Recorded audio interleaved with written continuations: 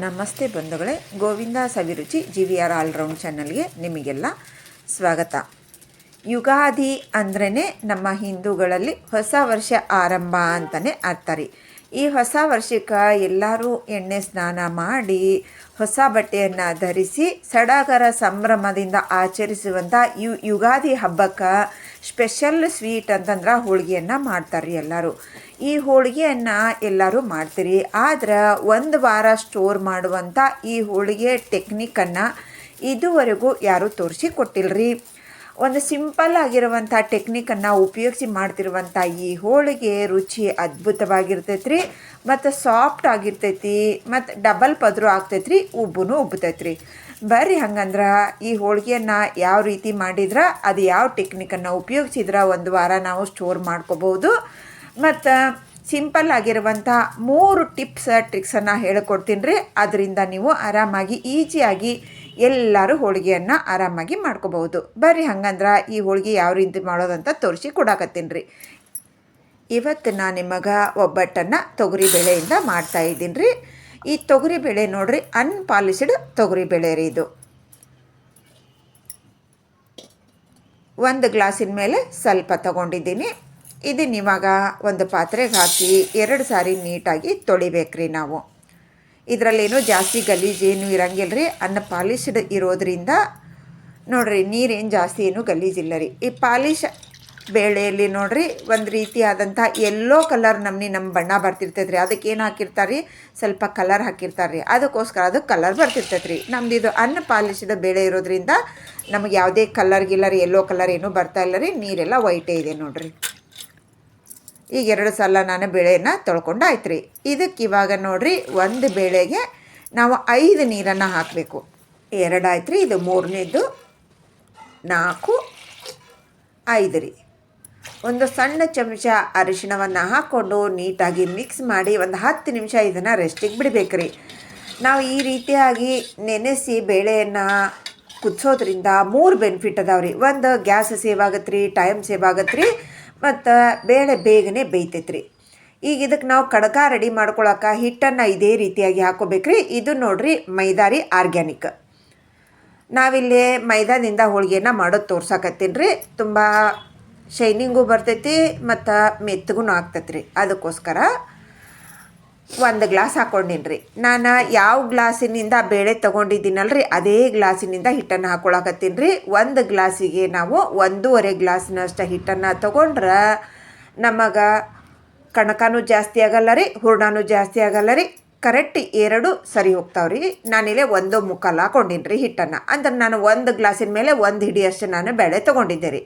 1 ಚಿಟಿಕೆಯಷ್ಟು ಉಪ್ಪು, ಸ್ವಲ್ಪ ಅರಿಶಿಣವನ್ನು ಹಾಕ್ಕೊಂಡು ನೀಟಾಗಿ ಮೊದಲು ಇದನ್ನು ಹಿಟ್ಟಿನೊಳಗೆ ಮಿಕ್ಸ್ ಮಾಡಿರಿ. ನಂತರ ಸ್ವಲ್ಪ ನೀರು ಹಾಕಿ ಇದನ್ನು ಕಲಸ್ರಿ.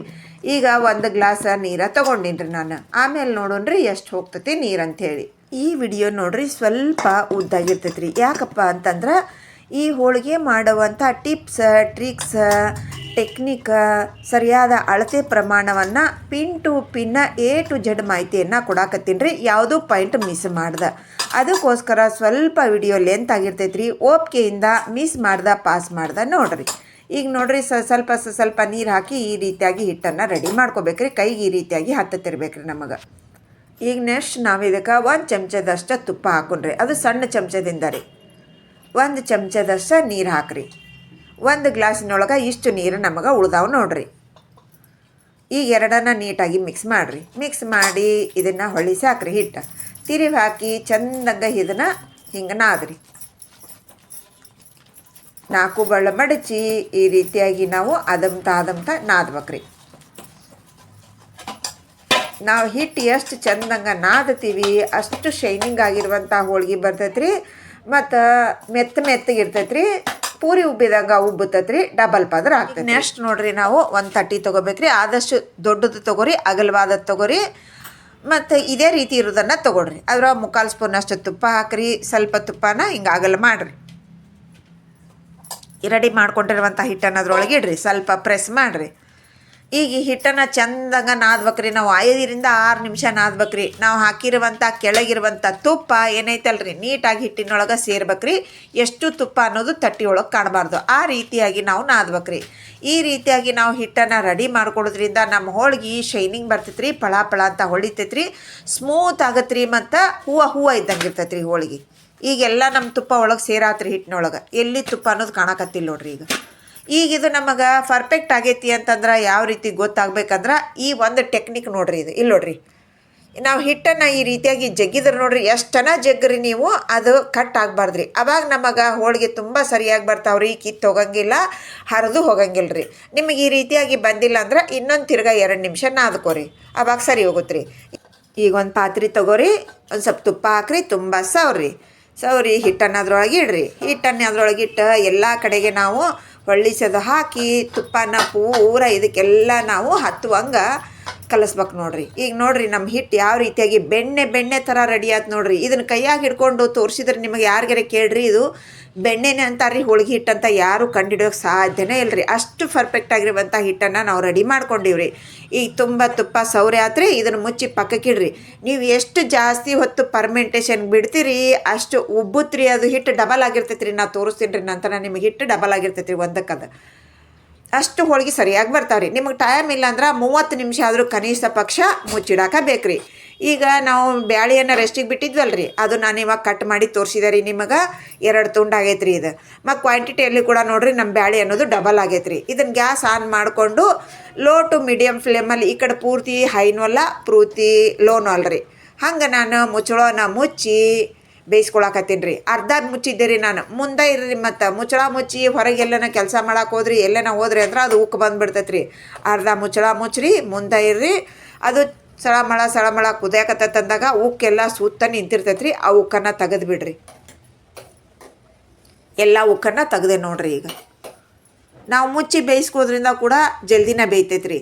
ನಾವು ಓಪನ್ ಆಗಿ ಬೇಯಿಸ್ಕೊಂಡ್ವಿ ಅಂತಂದ್ರೆ ಬ್ಯಾಳಿ ಜಲ್ದಿ ಬೇಯಂಗಿಲ್ಲ ರೀ, ಟೈಮ್ ಭಾಳ ತೊಗೋತೈತೆ ರೀ. ಈಗ ಒಂದು ಅರ್ಧ ಚಮಚದಷ್ಟು ತುಪ್ಪ ಹಾಕಿದೆ ರೀ. ನಾನು ಇವಾಗ ಯಾಕೆ ತುಪ್ಪ ಹಾಕಿದೆ ಅಂತಂದ್ರೆ ಉಕ್ಕು ಬಂದಿದ್ದ ಉಕ್ಕು ತೆಗಿತೀವಿ ರೀ ನಾವು, ಅದ್ರ ಜೊತೆಗೆ ತುಪ್ಪ ಹೋಗಿಬಿಡ್ತೈತೆ ರೀ ಅದು. ಅದಕ್ಕೋಸ್ಕರ ಉಕ್ಕು ತೆಗೆದ ನಂತರ ನಾನು ತುಪ್ಪನ ಹಾಕಿದೆ ರೀ. ಇವಾಗೇನು ಉಕ್ಕಂಗಿಲ್ಲ ರೀ ಅದು, ಆದರೂ ಕೂಡ ಫುಲ್ ಮುಚ್ಚಾಕೆ ಹೋಗ್ಬೇಡ್ರಿ, ಅರ್ಧನ ಮುಚ್ಚ್ರಿ. ಇವಾಗ ಫ್ಲೇಮನ್ನು ಲೋ ಮಾಡಿಬಿಡ್ರಿ, ಫುಲ್ ಲೋ ಮಾಡಿ ಚೆನ್ನಾಗಿ ಇದನ್ನು ಕುದಿಸ್ಕೊರಿ. ಹೈ ಫ್ಲೇಮ್ ಇಡಕ್ಕೆ ಹೋಗ್ಬೇಡ್ರಿ, ಲೋ ಫ್ಲೇಮ್ನಲ್ಲೇ ಮೆತ್ತಗಾಗುವಂಗೆ ಕುದಿಸ್ಬೇಕ್ರಿ. ಈಗ ಕುದ್ದೈತೆ ಇಲ್ಲ ಅಂತ ಒಂದು ಸಲ ಚೆಕ್ ಮಾಡ್ಕೊಳ್ಳೋಣ್ರಿ. ಈಗ ನಾವು ಈಗ ಬ್ಯಾಳಿ ನೋಡ್ರಿ ಬೆಂದಿರೋದು ಈ ರೀತಿ ಆಗಿರ್ಬೇಕು ರೀ. ಈಗ ಪೇಸ್ಟ್ ಥರ ಆಗ್ಬೇಕು ನೋಡ್ರಿ, ಪ್ರೆಸ್ ಮಾಡಿದ್ರೆ ಹಿಂಗೆ ಆಗ್ಬೇಕು ರೀ ಬ್ಯಾಳಿ. ಇಲ್ಲಿ ನೋಡ್ರಿ, ಇದು ಪರ್ಫೆಕ್ಟ್ ಆಗೈತೆ ರೀ. ಇವಾಗ ಚೆನ್ನಾಗಿ ಹೋಳಿಗೆ ಮಾಡೋಕೆ ಬ್ಯಾಳಿ ಬೆಂದೈತೆ ರೀ. ಇವಾಗ ಗ್ಯಾಸ್ ಫ್ಲೇಮನ್ನು ಆಫ್ ಮಾಡ್ಕೊಂಡೆ ರೀ. ಇದು ನೀರು ಇಮಿಡಿಯೇಟಾಗಿ ನೀರನ್ನು ತೆಗಿಬೇಕ್ರಿ.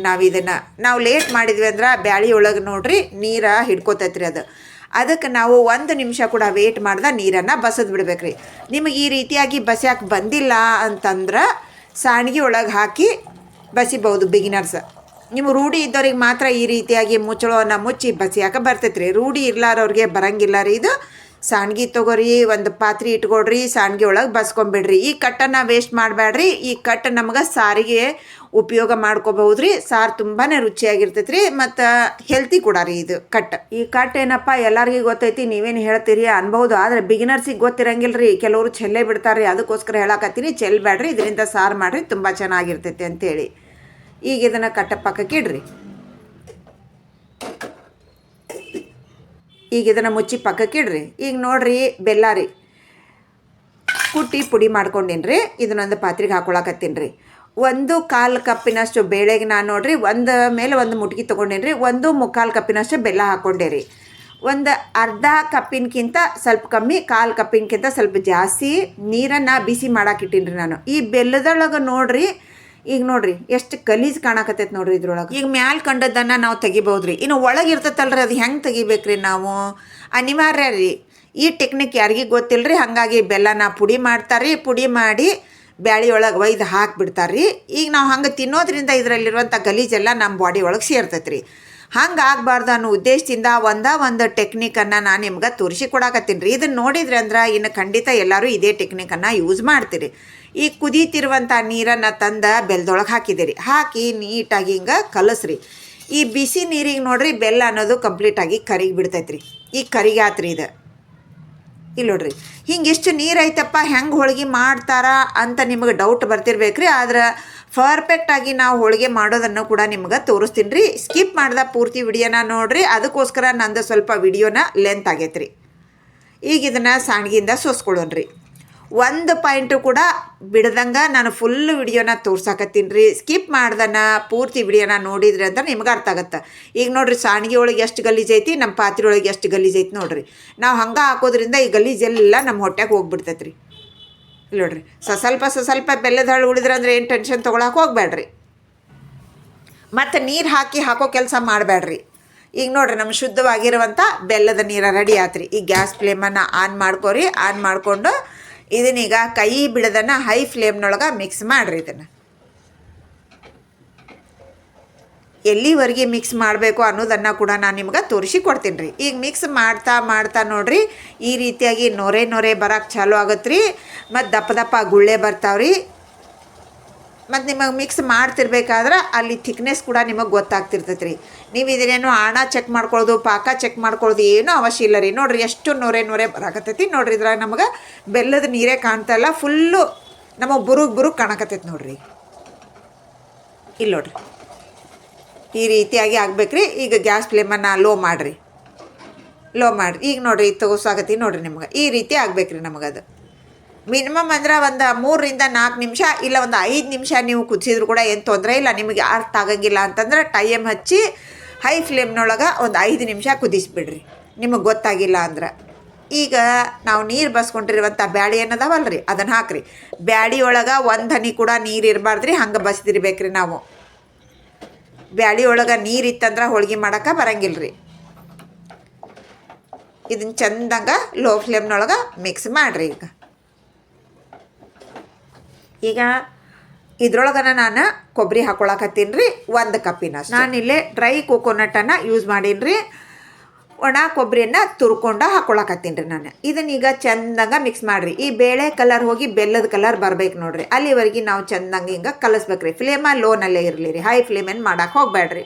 ಈಗ ಕಲರ್ ಚೇಂಜ್ ಆಯ್ತು ನೋಡಿರಿ ನಮ್ಮದು. ಇವಾಗ ಒಂದು 3-4 ಏಲಕ್ಕಿ ಹಾಕೊಡ್ರಿ. ನಮ್ಮ ಇವು ಭಾಳ ದಪ್ಪದವ್ರಿ ಏಲಕ್ಕಿ ನಾನು 4 ಹಾಕೊಳಕತ್ತೀನಿ ರೀ.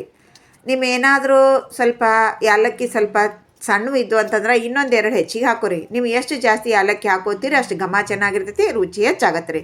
ಈಗ ಇದನ್ನು ನೀಟಾಗಿ ಮಿಕ್ಸ್ ಮಾಡಿರಿ. ಮಿಕ್ಸ್ ಮಾಡಿ ಕೈ ಬಿಡದನ್ನ ಹಿಂಗೆ ತಿರುವ್ಯಾಡ್ಕೊತ ನಾವು ಇದನ್ನು ಕುದಿಸ್ಕೋಬೇಕ್ರಿ. ಒಂದು 2 ನಿಮಿಷ ಲೋ ಫ್ಲೇಮ್ನೊಳಗೆ ಹಿಂಗೆ ಕುದಿಸ್ಕೊರಿ. ಒಂದು 3 ನಿಮಿಷ ನೀವು ಹೈ ಫ್ಲೇಮ್ನೊಳಗೆ ಕುದಿಸ್ರಿ. ಹಿಂಗೆ ಕಂಪ್ಲೀಟಾಗಿ ಕಲರ್ ಚೇಂಜ್ ಆಗ್ತೈತೆ ರೀ, ಅಲ್ಲಿವರೆಗೆ ನಾವು ಕುದಿಸ್ಬೇಕ್ರಿ. ಹಿಂಗೆ ಇಲ್ಲಿ ನೋಡ್ರಿ ಫುಲ್ಲು ಚೇಂಜ್ ಆಯ್ತು ನೋಡ್ರಿ. ಈಗ ಗ್ಯಾಸ್ ಫ್ಲೇಮನ್ನು ಲೋ ಮಾಡೀನಿ. ಈಗ ತೋರ್ಸಾಕತ್ತೀನಿ ನೋಡಿರಿ. ಈ ರೀತಿಯಾಗಿ ನಮ್ಮ ಬೇಳೆ ಅನ್ನೋದು ರೆಡಿ ಆಯಿತು ಅಂದಾಗ ಪರ್ಫೆಕ್ಟ್ ಆಗೈತೆ ರೀ. ಈಗ ಗ್ಯಾಸ್ ಫ್ಲೇಮನ್ನು ಆಫ್ ಮಾಡ್ಕೊಂಡಿನಿ. ಈಗ ನೋಡಿರಿ ಸೌಟಿನಿಂದ ತೊಗೊಂಡು ನಾವು ಇದನ್ನು ಒಂದು ಮಿಕ್ಸರ್ ಜಾರ್ ತಗೋರಿ. ಒಂದು 2 ನಿಮಿಷ ವೇಟ್ ಮಾಡಿರಿ. ವೇಟ್ ಮಾಡಿ ಅದ್ರೊಳಗೆ ಹಾಕಿರಿ. ಕಂಪ್ಲೀಟಾಗಿ ತಣ್ಣಗಾಗಬಾರ್ದು ರೀ, ಇದು ಬಿಸಿನೇ ಇರ್ಬೇಕ್ರಿ. ನಿಮ್ಮ ಮಿಕ್ಸಿ ಜಾರ್ ಏನು ಹಾಳಾಗಂಗಿಲ್ಲ ರೀ. ಒಂದು 2 ನಿಮಿಷ ವೇಟ್ ಮಾಡಿ ಹಾಕಿರಿ. ಈಗ ಇದನ್ನು ಕೂಡ ಮುಚ್ಚಿಡ್ರಿ.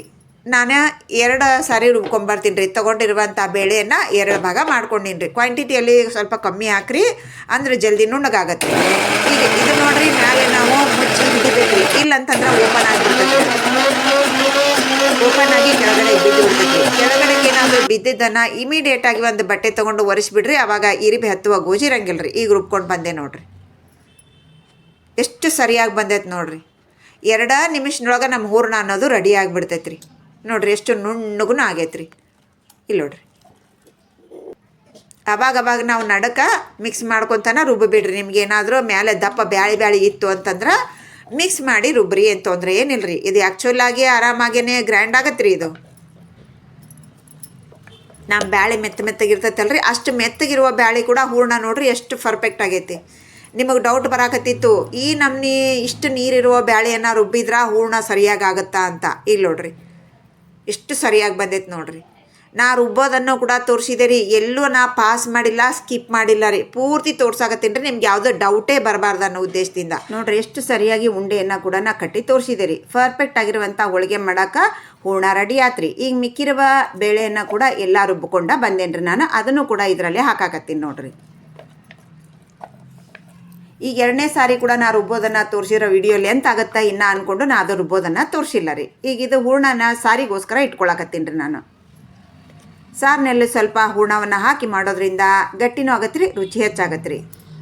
2 ಚಮಚದಷ್ಟು ಹೂರಣದಲ್ಲಿ ಗಸಗಸೆಯನ್ನು ಹಾಕ್ಕೊಂಡು ನೀಟಾಗಿ ಮಿಕ್ಸ್ ಮಾಡಿರಿ. ಮಿಕ್ಸ್ ಮಾಡಿದ ಗಸಗಸೆ ಹಾಕ್ರಿ, ನಮ್ಮ ಹೋಳಿಗೆ ಟೇಸ್ಟ್ ಸೂಪರ್ ಆಗಿರ್ತೈತೆ ರೀ.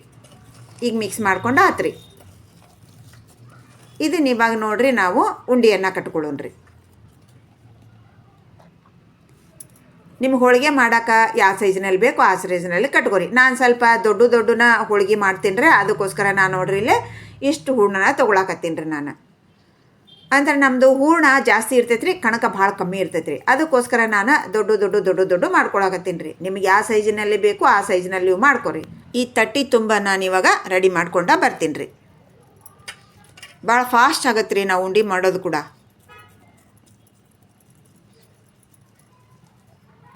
ಈಗ ನಾನು ಇಷ್ಟ ರೆಡಿ ಮಾಡ್ಕೊಂಡೀನಿ ರೀ. ಈಗ ಅರ್ಧ ಹೂರಣನ ರೆಡಿ ಮಾಡ್ಕೊಂಡೀನಿ, ಇನ್ನು ಅರ್ಧ ಹೂರಣ ಐತ್ರಿ. ಅದು ಇಲ್ಲಿ ನೋಡ್ರಿ, ಇನ್ನು ಅರ್ಧ ಐತ್ರಿ ಅಲ್ಲಿ.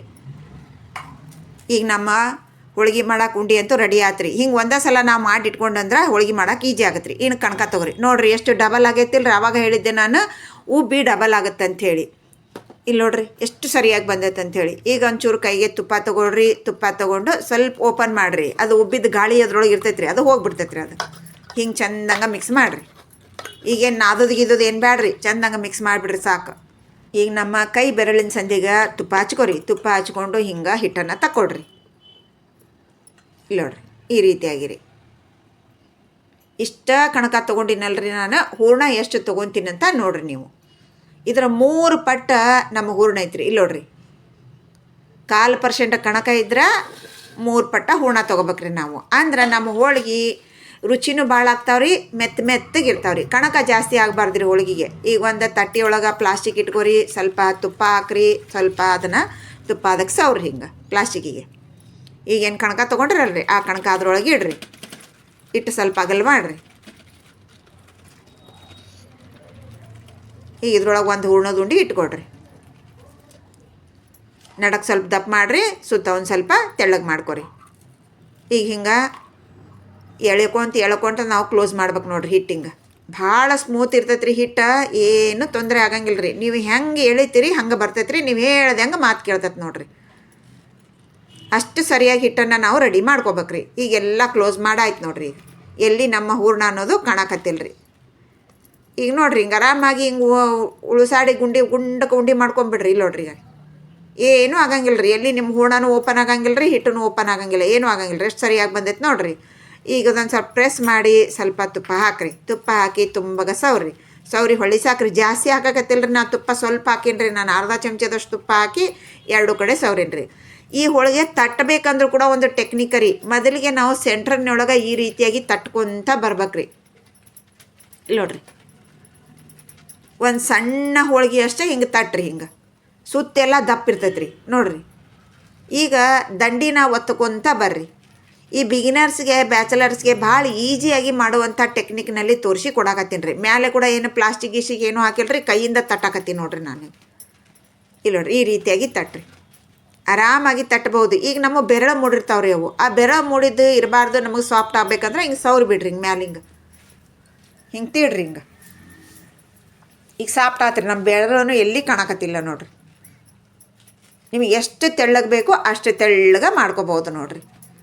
ಈಗ ಸ್ವಲ್ಪ ಸರಸ್ಕೊತ ಬಂದ್ರಿ ಅಂದ್ರೆ ತೆಳ್ಳಗಾಗತ್ತೆ ರೀ. ಈಗ ಇನ್ನೊಂದನ್ನು ಮಾಡೋದು ತೋರ್ಸಾಕತ್ತಿ ನೋಡ್ರಿ. ಒಂದೇ ಸಲ ನಾವು 4 ರೆಡಿ ಮಾಡಿಕೊಂಡು ಕೂಡ ಒಂದೇ ಸಲ ಸುಡ್ಬೋದು. ಈಗ ಇನ್ನೊಂದನ್ನು ರೆಡಿ ಮಾಡೋದು ತೋರ್ಸಾಕತ್ತಿ ನೋಡ್ರಿ. ನಾನೀಗ ತುಂಬುದು ತೋರಿಸಿಲ್ಲ ರೀ, ನಾನೀಗ ರೆಡಿ ಮಾಡೋದು ತೋರ್ಸಾಕತ್ತಿ ನೋಡ್ರಿ. ನಿಮಗೆ ಹಂಗೆ ಕೆಲವೊಂದು ಸಾರಿ ನಡಕ್ಕೆ ತಟ್ಟಕ್ಕೆ ಬಂದಿಲ್ಲ, ನೀವು ಬಿಗಿನರ್ಸ್ ಅದೀರಿ, ನಡಕ್ಕೆ ತಟ್ಟಬೇಕಾದ್ರೆ ನಿಮಗೆ ಕಷ್ಟ ಆಗಾಕತ್ತೈತಿ ಅಂತಂದ್ರೆ ಈವನ್ನಾಗಿ ಈ ರೀತಿಯಾಗಿನ ಸರಸ್ಕೊತ ತಟ್ಕೊತ ಹೋಗ್ರಿ. ನಾನು 3 ನಮೂನಿ ಹೋಳಿಗೆ ಮಾಡೋದನ್ನು ತೋರ್ಸಾಕತ್ತೀನಿ ರೀ. ನಿಮ್ಗೆ ಯಾವ್ದು ಈಜಿ ಆಗತ್ತಂದ್ರೆ ಆ ಈಜಿ ಮೆಥಡ್ನಲ್ಲೇ ನೀವು ಹೋಳಿಗೆಯನ್ನು ಮಾಡಿ ಹಬ್ಬನ ಎಂಜಾಯ್ ಮಾಡ್ಕೊರಿ. ಇಲ್ಲಿ ನೋಡ್ರಿ, ಈಗ ಸರ್ಸಾಕತ್ತೀನಿ ನೋಡ್ರಿ. ನಾ ಈಗ ಈ ರೀತಿಯಾಗಿ ಕೂಡ ನೀವು ಮಾಡ್ಕೋಬೋದು. ಹಿಂಗೆ ತಟ್ಟಿ ಹಿಡ್ಕೊಡ್ರಿ. ಹಿಂಗೆ ರೌಂಡ್ ಆಫ್ ಮಾಡ್ಕೊತ ಸರಿಸ್ಕೊತ ಬರ್ರಿ. ಇದಕ್ಕೆ ಮೇಲೆ ಪ್ಲಾಸ್ಟಿಕ್ ಏನೂ ಹಾಕಿಲ್ಲ ರೀ, ಕೆಳಗೊಂದ ಪ್ಲಾಸ್ಟಿಕ್ ಐತ್ರಿ.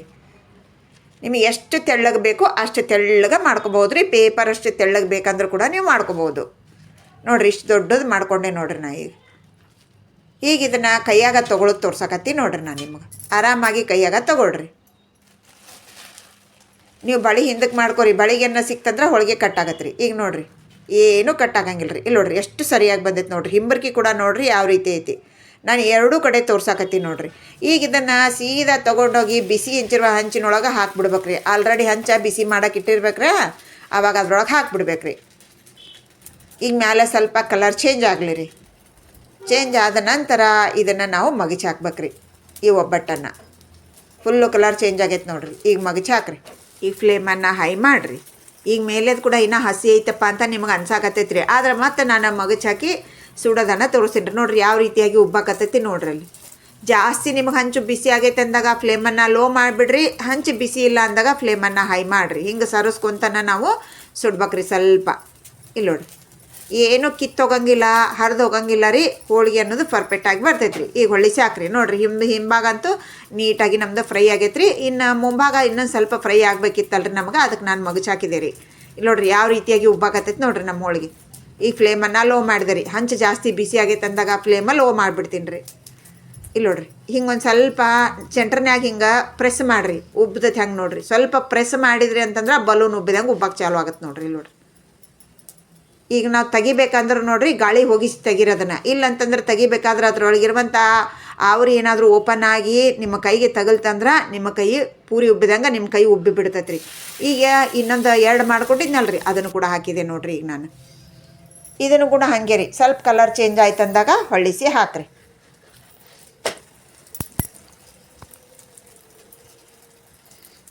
ಹೊಳ್ಳಿಸಿ ಹಾಕಿದ್ಮೇಲೆ ಫ್ಲೇಮನ್ನು ಫುಲ್ ಇಟ್ಟು ಸ್ವಲ್ಪ 1 ನಿಮಿಷ ಆದ ನಂತರ ಲೋ ಮಾಡಿರಿ. ಹೋಳಿಗೆಗೆ ನೋಡಿರಿ ಜಾಸ್ತಿ ಉರಿ ಬೇಕಾಗಂಗಿಲ್ಲ ರೀ. ನಾವು ಹೈ ಫ್ಲೇಮ್ನೊಳಗನ ಫುಲ್ಲು ನಾವು ಮಾಡಿದ್ವಿ ಅಂದ್ರೆ ಹೋಳಿಗೆ ಸೀದೋಗುತ್ತೆ ರೀ. ಈಗ ನೋಡಿರಿ ನಾವು ಹೋಳಿಗೆ ಮೆತ್ತಗೆ ಆಗ್ಬೇಕು ನಮಗಂತಂದ್ರೆ ಜಾಸ್ತಿ ಚಪಾತಿ ಸುಟ್ಟಂಗೆ ಆ ಕಡೆ ಈ ಕಡೆ 4-5 ಸಲ ಹೊಳ್ಳಿಸಿ ಹಾಕಿ ಸುಡಬಾರ್ದ್ರಿ ನಾವು. ಈ ರೀತಿಯಾಗಿ ನಾವು ಹೋಳಿಗೆ ಫ್ರೈ ಮಾಡ್ಕೊಂಡ್ವಿ ಅಂತಂದ್ರೆ ನೋಡಿರಿ ತುಂಬ ಸ್ಮೂತ್ ಆಗತ್ತೆ ರೀ. ಮೆತ್ತಗೆ ಹೂವು ಇದ್ದಂಗೆ ಇರ್ತೈತೆ ರೀ. ನೋಡಿರಿ ಎರಡೂ ಕಡೆಗೆ ನಮ್ದು ನೀಟಾಗಿ ಬೆಂದಾಯ್ತು ರೀ. ಎರಡೂ ಕಡೆ ನೀಟಾಗಿ ಸುಟ್ಟೈತೆ ರೀ.